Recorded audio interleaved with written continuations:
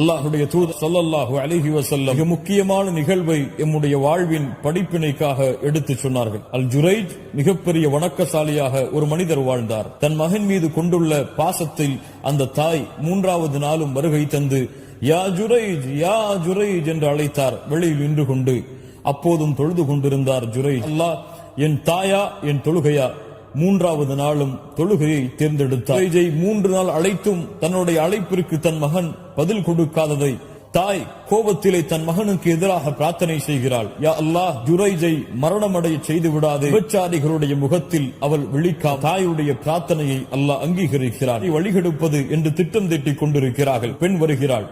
நான் ஜுரைஜை வழிகெடுக்கிறேன் பாருங்கள். தன்னை அழகுபடுத்திக் கொண்டு ஜுரைஜுடைய வணங்குமிடத்திற்கு சென்று தன்னுடைய அழகை வெளிப்படுத்துகிறாள். ஆனால் ஜுரைஜோ அல்லாஹ்வை அஞ்சியவர். எடுத்தும் பார்க்கவில்லை. பல நாள் அந்த பெண் முயற்சி செய்து கொண்டே இருக்கிறாள்.